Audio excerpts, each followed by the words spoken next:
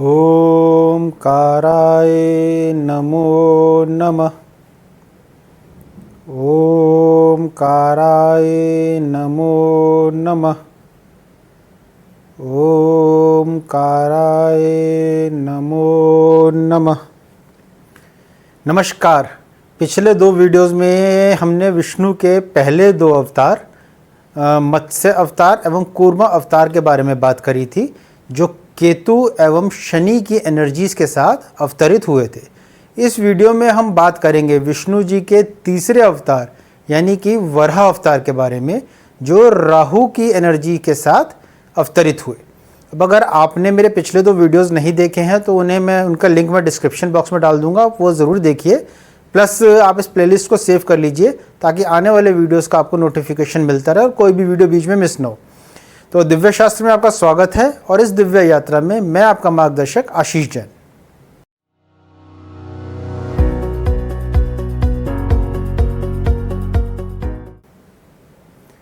सबसे पहले हम बात करेंगे वराह अवतार से जुड़ी पौराणिक कथा की। हर वर्ष भाद्रपद मास में शुक्ल पक्ष की तृतीया तिथि पर वराह जयंती मनाई जाती है। पुराणों के अनुसार विष्णु जी के बैकुंठ धाम के दो द्वारपाल थे, जय और विजय। एक बार इन्होंने ब्रह्मा जी के चार मानस पुत्रों सनक, सनातना एवं सनत कुमार को अंदर जाने से रोक दिया। वो विष्णु जी के दर्शन के लिए बैकुंठ आए थे और अपनी योग शक्ति की वजह से वो बिल्कुल बालक और बच्चे लग रहे थे, तो इन द्वारपालों ने उनको अंदर जाने से रोक दिया। तो इससे क्रोधित होकर उन्होंने उन दोनों द्वारपालों को 100 वर्ष तक धरती पर असुरों की जीवन जीने का श्राप दे दिया। कुछ देर बाद ऋषियों को अपनी गलती का एहसास हुआ तो उन्होंने भगवान विष्णु से श्राप वापस लेने के लिए कहा, परंतु विष्णु जी ने ऐसा करने से मना कर दिया, लेकिन श्राप को 3 जन्मों तक के लिए सीमित कर दिया। तो दोनों अपने पहले शापित जन्म में ऋषि कश्यप एवं दिति के पुत्र हुए, जिनके नाम थे हिरण्यकश्यप और हिरण्याक्ष। तो दोनों इतने क्रूर थे कि उनके आतंक से तीनों लोग कांप उठे थे। अपने दूसरे जन्म में वह रावण और कुंभकर्ण के रूप में पैदा हुए एवं तीसरे जन्म में वह दंतावक्र और शिशुपाल के रूप में पैदा हुए। चलिए फिलहाल पहले जन्म की ही बात करते हैं, जहां हमारी पौराणिक स्टोरी हमें लेके जानी है केतु के लिए। तो वहाँ पर हिरण्याक्ष ने ब्रह्मा जी से वरदान प्राप्त करने के बाद पृथ्वी पर आतंक मचाना शुरू कर दिया एवं ऋषियों एवं तपस्वियों को परेशान करना शुरू कर दिया। धीरे धीरे उसने अपनी शक्ति से इंद्रलोक पर भी विजय प्राप्त कर ली। इंद्रलोक को जीतने के बाद हिरण्याक्ष को यह घमंड हो गया कि उससे ताकतवर और कोई नहीं है। यह सोचकर उसने सभी देवताओं को युद्ध का आह्वान देना शुरू कर दिया। तभी वहाँ पर नारद मुनि प्रकट हुए। तो हिरण्याक्ष ने उनसे पूछा कि क्या मुझसे लड़ने की क्षमता किसी में है, कोई है जो मुझसे ताकतवर है। इस पर नारद मुनि ने कहा कि भगवान विष्णु ही सबसे ताकतवर है, तो तुम जाके भाई उनसे लड़ो। तो हिरण्याक्ष विष्णु जी की खोज में निकल गया, पर उसको वह कहीं नहीं मिले। क्रोधित होकर उसने पृथ्वी को उठाया और पाताल लोक में समुद्र में ले जाकर छुपा दिया।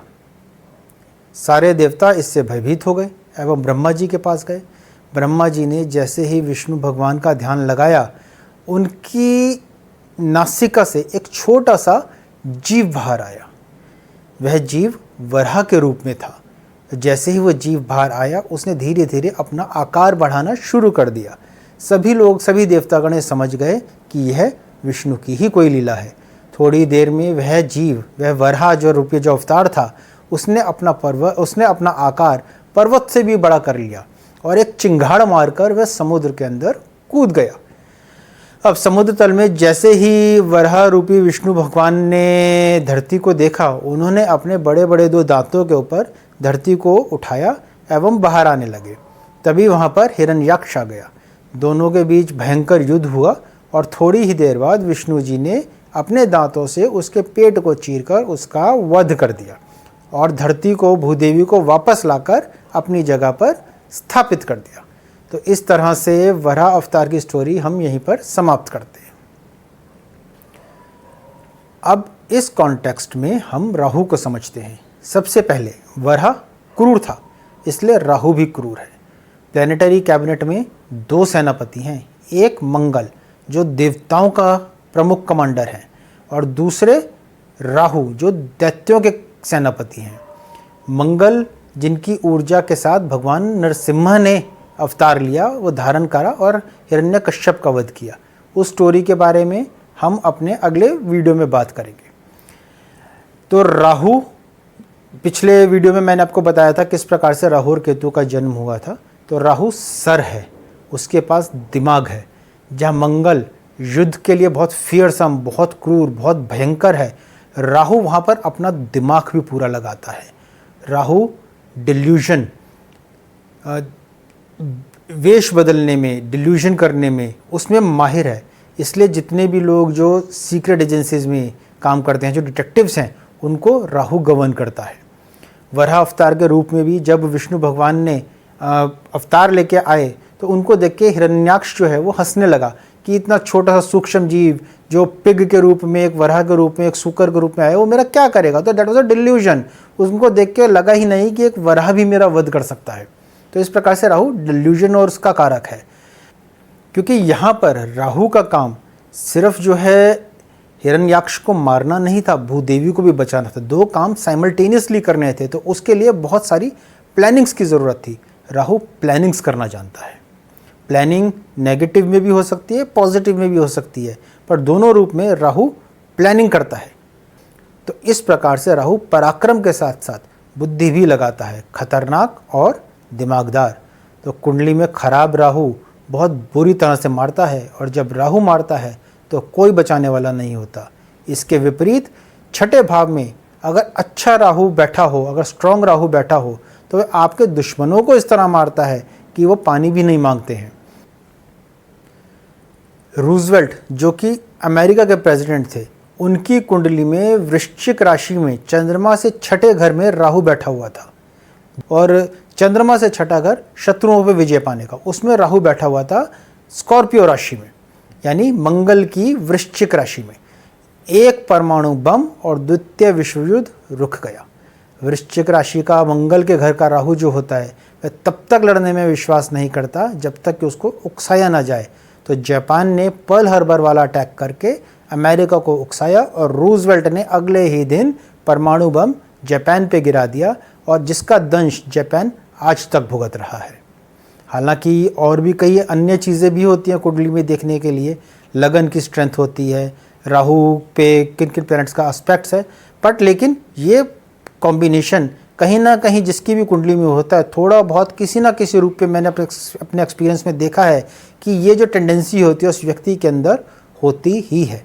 शत्रुओं के साथ लड़ने की उसकी जो एनर्जी होती है वो एक अलग ही प्रकार की होती है, और उसके शत्रु उसके आगे नहीं टिक पाते हैं।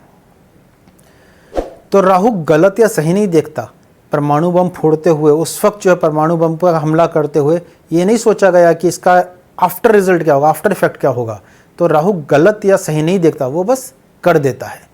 तो मैंने अपने ज्योतिष जीवन में भी ऐसे कॉम्बिनेशंस देखे हैं जहां राहु की क्रूरता का कुछ ना कुछ अंश मैंने इस प्रकार से छठे भाव में राहु के प्रेजेंट होने पे कुछ ना कुछ मैंने ज़रूर पाया है। अब दूसरा, राहु हमारे जन्म का कारण है। अब आप पूछेंगे राहु कैसे जन्म का कारण है? क्योंकि हम अपनी अधूरी इच्छाओं के कारण जन्म लेते हैं, हम अपने डिज़ायर्स के कारण दोबारा जन्म लेते हैं, इसलिए राहु इच्छाओं का या डिज़ायर्स का कारक है। राहु हमारी कुंडली में डिज़ायर्स दर्शाता है, और यही डिज़ायर्स हमारे जन्म लेने का कारण है। महर्षि जैमिनी के अनुसार राहु गर्भावस्था के 8वें महीने को नियंत्रित करता है, और अधिकतर उस महीने में महिलाओं को बहुत सावधानी बरतनी होती है, अन्यथा उस महीने में शिशु को, गर्भ में बेबी को या फिटस को कुछ भी हो सकता है।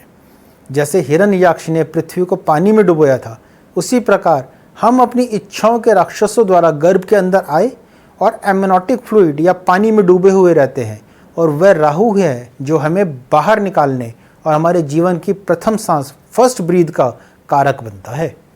So the first breath in the materialistic world is because of Rahu.